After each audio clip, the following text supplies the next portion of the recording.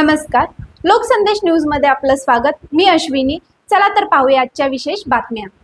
पुणे शहरातील समर्थ पोलीस स्टेशनच्या हद्दीतील संत कबीर चौक, नानापेठ येथे शार्प कलर नावाच्या दुकानात घरफोडी करणाऱ्या 4 चोरट्यांना अवघ्या 4 तासात अटक करण्यात आली।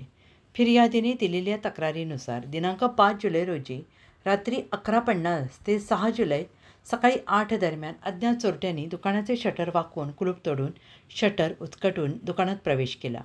या टेबलच्या ड्रॉवरमधून 15,500 रुपये चोरून नेले होते। या प्रकरणी गुन्हा नोंदवण्यात आलेला होता। या गुन्ह्याचा तपास करताना समर्थ पोलीस स्टेशनच्या तपास पथकाने घटनास्थळावरील आणि आजूबाजूच्या परिसरातील सीसीटीव्ही फुटेज तपासले। गुप्त बातमीदारांच्या माहितीद्वारे आणि सीसीटीव्ही विश्लेषणाद्वारे आरोपींपर्यंत पोहोचून त्यांना अटक करण्यात आली। चौकशीत आरोपींची चोरीची कबुली दिलेली असून मौजमजेसाठी त्यांनी हा गुन्हा केल्याचं सांगितलं आहे। अटक करण्यात आलेले आरोपी पुढील प्रमाणे: सुजाला राजन परदेशी, वय वर्ष 20, राहणार भद्री, प्रतापगड, उत्तर प्रदेश, सध्या मंगळवार पेठ, पुणे। 2. सुभाष राजेश सरोज, वय वर्ष 21, राहणार बद्री, प्रतापगड, उत्तर प्रदेश, सध्या मंगळवार पेठ, पुणे।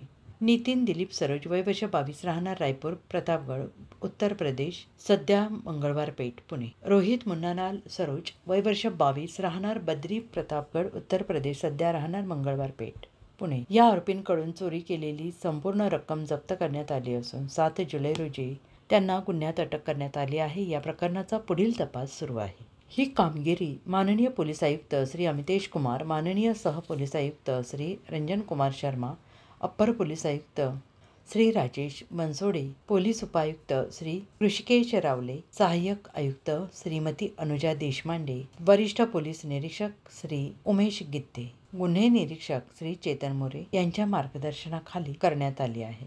लोकसंदेशसाठी पुणे जिल्हा प्रमुख पारस मत्था यांची रिपोर्ट। अशाच विशेष घडामोडींसाठी आमच्या YouTube चॅनलला सबस्क्राइब करा, फेसबुकला लाईक करा आणि इन्स्टाला फॉलो करा।